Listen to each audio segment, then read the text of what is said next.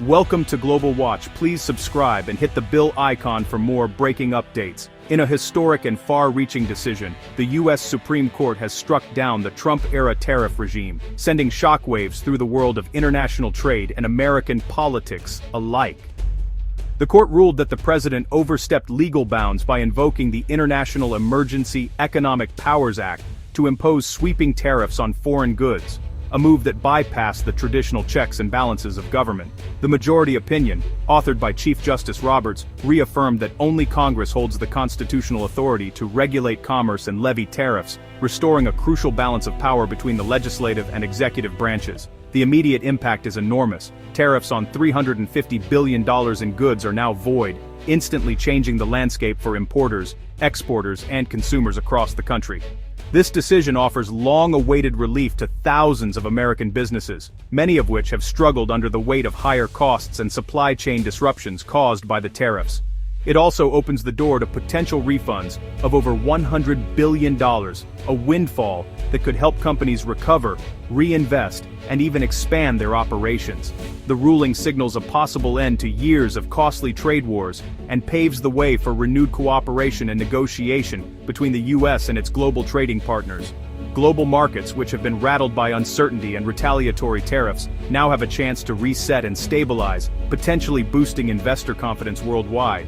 This decision is a direct response to years of unpredictable trade policy, which left businesses and governments scrambling to adapt to sudden changes and escalating tensions. It also answers a fundamental constitutional question. Can a president use emergency powers to enact massive tax hikes and reshape the economy without congressional approval? The Supreme Court's answer is a resounding no, drawing a clear line in the sand and reasserting the role of Congress in economic decision-making. As the world absorbs this seismic shift, the ruling reasserts the foundational limits of executive power in U.S. trade policy and sends a powerful message about the enduring strength of constitutional checks and balances.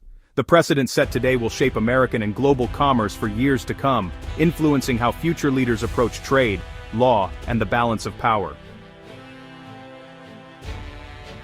To truly grasp the significance of the Supreme Court's recent ruling, it's important to understand the turbulent history that led us here. We need to revisit the origins of the tariffs, which have shaped global trade and economic policy over the past several years.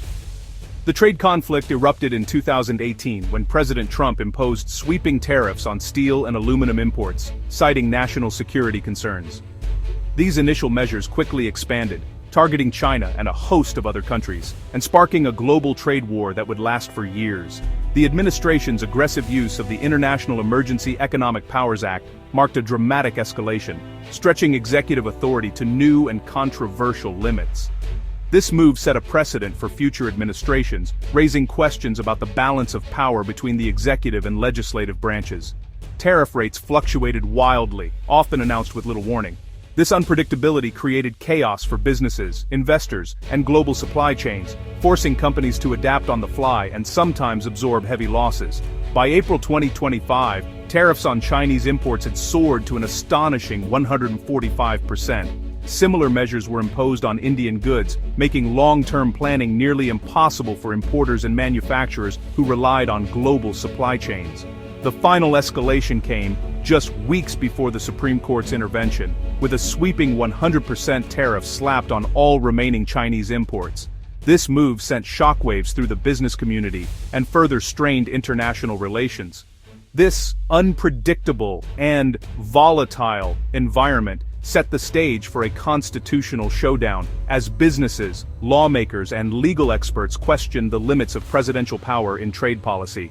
The Supreme Court's ruling now brings an end to this era of economic disruption, signaling a new chapter for American trade policy and the global economy. The legal battle wasn't led by corporate giants or powerful multinational corporations, but by small and mid-sized businesses who could no longer absorb the crushing costs of tariffs. For many of these entrepreneurs, the tariffs meant the difference between staying afloat and shutting their doors for good. The stakes were deeply personal.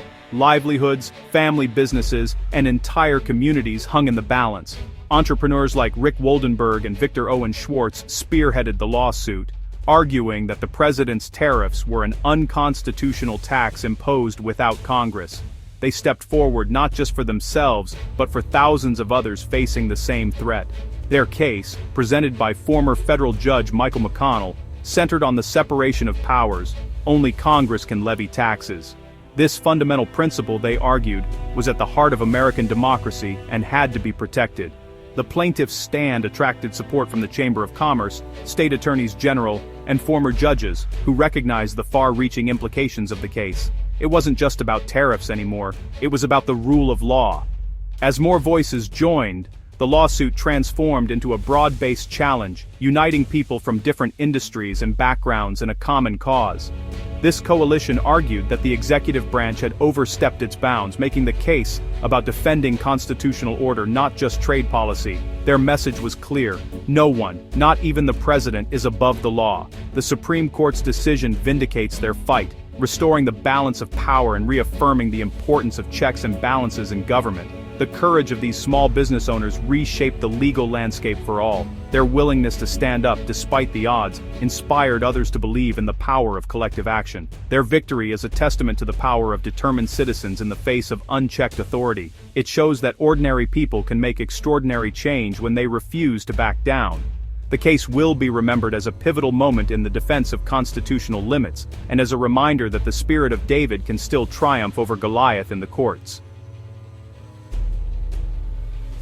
The Supreme Court's decision sent shockwaves through global markets. U.S. stocks surged, especially in sectors battered by tariffs, as investors welcomed the return of stability and lower costs. Asian and European markets rallied, anticipating a de-escalation of trade tensions and renewed cooperation. China's Ministry of Commerce welcomed the ruling, signaling a possible thaw in U.S.-China relations. The Biden administration, now tasked with unwinding the tariffs, pledged to work with Congress on new trade legislation.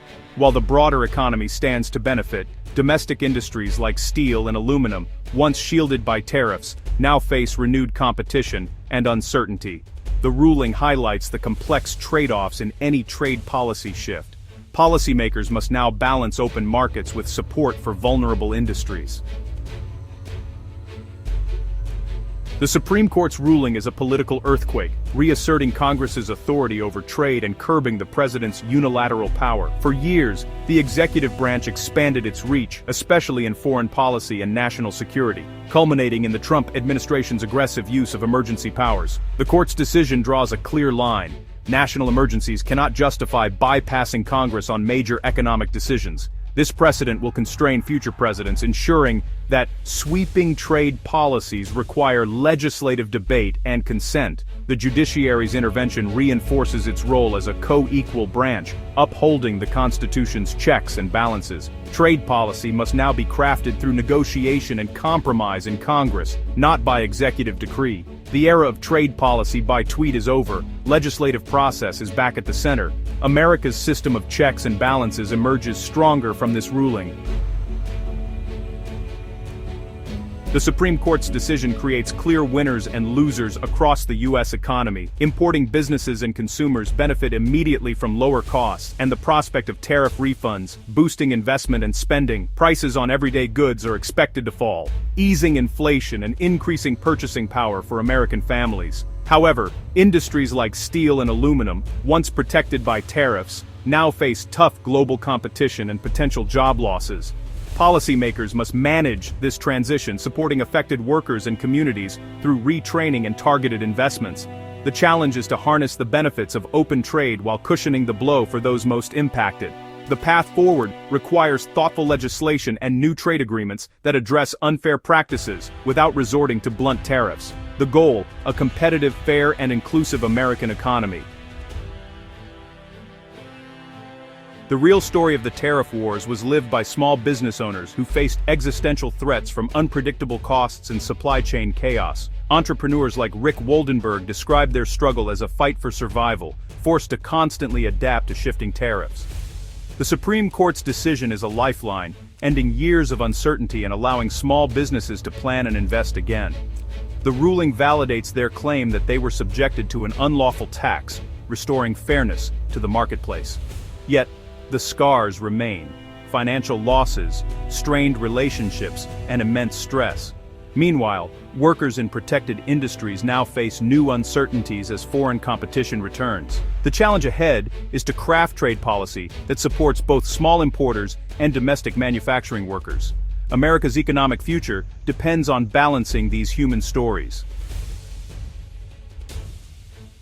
Legal experts hail the Supreme Court's decision as a defining moment for executive power and trade law. The case was about more than tariffs. It was a battle over the separation of powers and the limits of presidential authority. The court's ruling rebalances power between Congress and the executive, ending years of unchecked delegation. The decision also exposes the climate of fear that silenced large corporations, leaving small businesses to lead the fight. The Trump administration warned of economic chaos, but the court prioritized constitutional principles over policy threats. The ruling affirms that the rule of law must prevail, regardless of political pressure. This case will shape the boundaries of executive power for generations. The Supreme Court's decision marks a new era for American trade policy, one grounded in constitutional norms and legislative oversight. The ruling ends years of economic conflict and restores Congress's central role in shaping trade. Policymakers now face the challenge of unwinding tariffs while supporting affected industries and workers. The less an unchecked executive power carries real risks, and the system of checks and balances is essential. As America moves forward, this decision offers a chance to build a more stable, fair, and competitive trade policy. A new dawn for American trade has arrived.